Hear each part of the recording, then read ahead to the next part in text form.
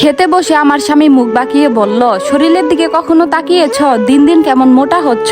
আমি হেসে বললাম, কত মানুষ চেয়েও মোটা হতে পারে না, সেদিক থেকে আমি সুখী। সে হাসতে হাসতেই বলল, এখন থেকে সকালে আর রাতে রুটি খাবে, দুপুরে অল্প ভাত, না হলে কিন্তু একদিন দরজায় আটকে যাবে। সায়ানের কথাগুলো হয়তো মজার ছলে বলা ছিল, কিন্তু আমার বুকের ভেতরটা হঠাৎ করে ভারী হয়ে গেল। কষ্টটা মুখে প্রকাশ করলাম না, বরং তার সঙ্গে আমিও হেসে কথা বললাম। শুধু সায়ান নয়, আশেপাশের মানুষও যেন আমার শরীর নিয়ে মন্তব্য করার সুযোগ খোঁজে। পাশের বাসার ভাবি চাচিরা প্রায়ই বলে, বুড়িটা কি বানিয়েছেন, এক মন তো হবেই, হা হা হা। তারাও হাসে, আমিও জোর করে হাসি, কিন্তু সেই হাসির আড়ালে কষ্টটা লুকিয়ে থাকে, সেটা কেউ বোঝে না। অনেক চেষ্টা করেছি আগের মতো স্লিম হতে, ডায়েট করেছি, হাঁটাহাঁটি করেছি, ইউটিউব দেখে ব্যায়ামও করেছি, কিন্তু কিছুতেই আগের শরীরটা আর ফিরে পাইনি।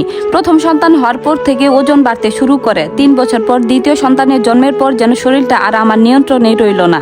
মাঝে মাঝে পুরনো ছবিগুলো দেখি, কি সুন্দর চিকন ছিলাম। সবাই বলতো, রিমি তোমাকে নায়িকাদের মতো লাগে। এখন আর কেউ সেসব বলে না, তবুও নিজেকে বোঝাই আমার 2টি ফুটফুটে সন্তান আছে, ভালো একটা সংসার আছে, আল্লাহ আমাকে অনেক কিছু দিয়েছেন। শুধু শরীরটা বদলে গেছে, মানুষ তো বদলায়নি। একদিন ছেলে মেয়েকে নিয়ে গ্রামের বাড়ি গেলাম, সায়ান আমাদের সঙ্গে যেতে পারলো না, বলল অফিসে অনেক কাজ আছে। মনের মধ্যে একটু খারাপ লাগলেও কিছু বলিনি, কিন্তু গ্রামের বাড়িতেও শান্তি পেলাম না। এক ফুফাতো বোন বলল, আপা ঢাকার খাবার দাবার মনে হয় খুব ভালো, আপনাকে তো চেনাই যাচ্ছে না। এক খালা হাসতে হাসতে বললেন, আরেকটু মোটা হলে কিন্তু হাঁটতেই কষ্ট হবে। সবাই হয়তো মজা করছিল, কিন্তু প্রতিটি কথা আমার মনে সূচের মতো বিঁধছিল। 4 দিন থেকে আবার দুপুরে ঢাকায় ফিরে এলাম। সায়ান তখন অফিসে। আমার কাছে ফ্ল্যাটের চাবি ছিল, দরজা খুলে ভেতরে ঢুকলাম। বাচ্চারা ক্লান্ত হয়ে ঘুমিয়ে পড়লো। আমি রান্নাঘরে পানি গরম করতে যাচ্ছি, এমন সময় কলিং বেল বাজলো। দরজা খুলে দেখি পাশের ফ্ল্যাটের ভাবি, মুখে অদ্ভুত এক গম্ভীর ভাব। তিনি ভেতরে এসে সোফায় বসে বললেন, রিমি তোমারে একটা কথা বলি, রাগ কইরো না আবার। আমি হেসে বললাম, না ভাবি বলেন, রাগ করবো কেন। তিনি কয়েক সেকেন্ড চুপ করে থেকে বললেন, নিজের শরীরের দিকে একটু যত্ন নিও, স্বামীর সামনে একটু আকর্ষণীয় হয়ে থেকো। আমি অবাক হয়ে তার দিকে তাকিয়ে রইলাম। তিনি নিচু গলায় বললেন, আসল কথাটা বলা ঠিক না, তবুও না বললেও আমার মন মানতো না। তোমার স্বামীকে অন্ধ বিশ্বাস কইরো না। আমার বুকের ভেতরটা ধক করে উঠলো। আমি বললাম, মানে? ভাবি দীর্ঘশ্বাস ফেলে বললেন, গত কয়েকদিন ধরে তোমার স্বামীকে আমি এক মহিলার সঙ্গে কয়েকবার দেখেছি, রিকশায়, আবার একদিন একটা রেস্টুরেন্টের সামনে। মহিলাটা দেখতে খুবই স্মার্ট, দুজনকে দেখে মনে হচ্ছিল অনেক দিনের পরিচয়। কথাগুলো শুনে আমার হাত থেকে পানির গ্লাসটা প্রায় পড়ে যাচ্ছিল, মাথার ভেতর যেন ঝড় বয়ে যাচ্ছে।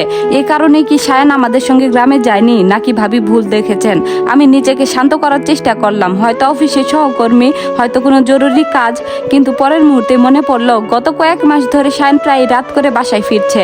ফোনে কথা বলার সময় আমাকে দেখলে অন্য ঘরে চলে যায়, আগের মতো আর ফোনটাও আমার হাতে দেয় না। এসব কি শুধুই কাকতালীয়, নাকি আমি এতদিন কিছুই বুঝতে পারিনি? ভাবি চলে যাওয়ার পরও আমি দরজার চৌকাঠে প্রায় স্তব্ধ হয়ে দাঁড়িয়ে রইলাম। মাথার ভেতর এক ধরনের তীব্র শূন্যতা ঝিঝি পোকার শব্দের মতো বাজতে লাগলো। চোখের সামনে ভেসে উঠছে সায়ানের মিষ্টি হাসি মাখা মুখটা। এই লোকটাই কি তবে আমাকে আড়ালে অন্য কারো কাছে বিক্রি করে দিচ্ছে আমার অজান্তে, নাকি একজন নারীর বাহ্যিক সৌন্দর্যটাই তার কাছে সব হয়ে উঠল, যার সামনে 8 বছরের বিশ্বাস, ভালোবাসার 2টো সন্তানের জন্মদাত্রীর কোনো মূল্যই রইল না। রান্নাঘর থেকে পানি ফোটার শব্দ আসছে, কিন্তু আমার পা দুটো যেন মেঝেতে আটকে গেছে। না, আমি অহেতুক সন্দেহ করে নিজের সংসারটা জ্বালিয়ে ছাই করব না, কিন্তু সত্যটা আমাকে জানতেই হবে। কৌতূহল আর ভয়ের এক তীব্র স্রোত আমার পুরো শরীর বরফ করে দিল। ড্রয়িং রুম থেকে ধীর পায়ে আমাদের শোয়ার ঘরে গেলাম। ঘরটা থমথমে হয়ে আছে, 2 বাচ্চা অন্য ঘরে অঘরে ঘুমোচ্ছে। তারা জানে না তাদের মায়ের পায়ের তলার মাটিটুকু কিভাবে সরে যাচ্ছে। সায়ানের স্টাডি টেবিলটার দিকে তাকালাম। ড্রেসিং টেবিলের আয়নায় চোখ পড়তেই নিজের প্রতিবিম্ব দেখে একটা দীর্ঘশ্বাস বের হয়ে এলো। মেদ জমে যাওয়া এই শরীরটার জন্যই কি আমি আজ অবহেলিত? ড্রেসিং টেবিলের আয়নায় নিজের দিকে কিছুক্ষণ স্তব্ধ হয়ে তাকিয়ে রইলাম। গালের হালকা মেস্তার দাগ, পেটের আলগা হয়ে যাওয়া চামড়া, আর চোখের নিচে কালচে ছাপ। এটাই কি তবে আমার অপরাধ? মাতৃত্বের চিহ্নগুলো কি কোনো পুরুষের কাছে এতটাই মূল্যহীন? নিজেকে সামলে সায়ানের ড্রয়ারগুলো খুঁজতে শুরু করলাম, কিন্তু সেখানে সন্দেহজনক কিছু পাওয়া গেল না। সব গোছানো, একদম সাধারণ। তবে কি ভাবি ভুল দেখেছেন? মনের মধ্যে এক বিন্দু আশার আলো জ্বলে উঠল। হয়তো সত্যি অফিসের কোনো কাজে রিকশায় উঠতে হয়েছিল। সন্ধ্যায় সায়ান বাসায় ফিরল, হাতে এক ব্যাগ মিষ্টি আর বাচ্চাদের জন্য খেলনা, মুখটাতে চিরচেনা সেই মায়াবী হাসি। সায়ান হেসে বলল, কি ব্যাপার রিমি, গ্রামে 4 দিন থেকে এসে তো মনে হচ্ছে আরো শুকিয়ে গেছো। আগে হলে হয়তো এই ঠাট্টায় আমিও হেসে উঠতাম, কিন্তু আজ সায়ানের হাসিটা হাসিটা দেখে আমার বুকের ভেতর কষ্ট দ্বিগুণ হয়ে উঠলো। আমি শান্ত গলায় বললাম, হাতে মুখে পানি দিয়ে এসো, চা দিচ্ছি। রাতে বাচ্চারা ঘুমিয়ে পড়ার পর সায়ান বেলকুনিতে দাঁড়িয়ে কার সাথে যেন ফোনে কথা বলছিল। আমি পা টিপে টিপে দরজার আড়ালে গিয়ে দাঁড়ালাম। তারপর শুনলাম, হ্যাঁ নীরা, আমি বাসায় পৌঁছেছি। না, ও কিছু সন্দেহ করেনি। আর প্লিজ কালকের মিটিং এর পর আমরা সেই ক্যাফেতেই বসবো। তুমি কাল ওই নীল শাড়িটা পরে এসো প্লিজ, তোমাকে খুব মানায়। কথাগুলো শুনে আমার পায়ের তলা থেকে যেন শহরটা দুলতে লাগলো। নীরা সায়ানের অফিসের নতুন জয়েন করা কলিগ। কয়েকদিন আগে সায়ানের মুখে নীরার কথা শুনেছিলাম। 29-30 বছরের এক ডিভোর্সি নারী। শুনেছিলাম এর আগে তার 2টি বিয়ে হয়েছিল, কিন্তু কোনো সংসারই টেকাতে পারেনি। সংসারের দায় দায়িত্ব বা মায়া মমতায় তার কোনো আগ্রহ নেই।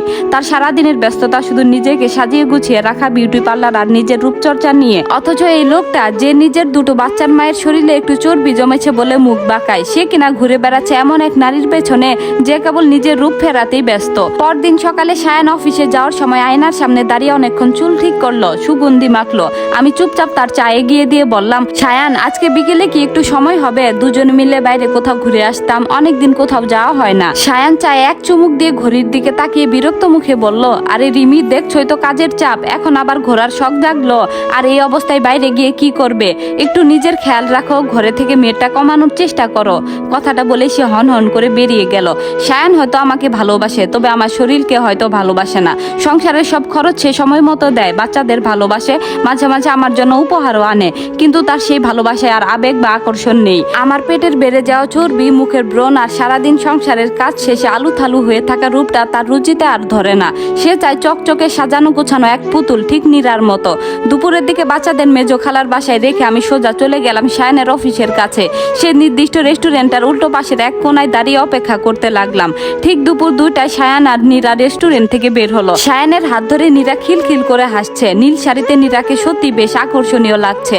ঠোঁটে গাঢ় লিপস্টিক, নিখুঁত মেকআপ। আর সায়ান, তার চোখে মুখে ফুটে উঠছে এক অন্যরকম মোহ। যে সায়ান আমার দিকে আজকাল ভালোভাবে তাকায়ও না, সে নীরার প্রতিটি কথা গিলে খাচ্ছে। চোখের জল গড়িয়ে পড়লো গালে, তবে এবার কষ্টের জল নয়। এই জল ছিল এক চরম সত্যকে মেনে নেওয়ার। আমি আড়ালে দাঁড়িয়ে একটা দীর্ঘশ্বাস ফেললাম। যে নারী 2টো সন্তানের জন্ম দিতে গিয়ে নিজের রূপ যৌবন বিসর্জন দিল, তার স্থান হলো অবহেলায়। আর যে নারী সব দায়িত্ব এড়িয়ে কেবল রূপের পসরা সাজিয়ে বসেছে, সে পেল আমার স্বামীর সমস্ত আকর্ষণ। বাসায় ফিরে এলাম ধীর পেয়ে, চোখের পানি মুছে আয়নার সামনে দাঁড়ালাম। এবার আর নিজের মেয়ের দেখে কষ্ট পেলাম না। আয়নায় প্রতিবিম্বকে শক্ত গলায় বললাম, অনেক হয়েছে রিমি, পরের জন্য নিজেকে গুটিয়ে রাখা এবার বন্ধ। যে শরীরের জন্য তুমি লজ্জিত হচ্ছ, এই শরীরই তোমার 2টি সন্তানের জন্ম দিয়েছে। এবার মাতৃত্বের অসম্মানের জবাব তোমাকে দিতেই হবে। দরজায় সায়ানের চাবি ঘোরানোর শব্দ পাওয়া গেল। আমি সোজা হয়ে দাঁড়ালাম। আজকে রিমি আর আগের মতো সে অবহেলিত থাকবে না। গল্পটি কেমন লাগলো জানাবেন। এটি ছিল গল্পের প্রথম পর্ব। আর পরবর্তী পর্বটি শুনতে চাইলে অবশ্যই একটি কমেন্ট করবেন। ধন্যবাদ।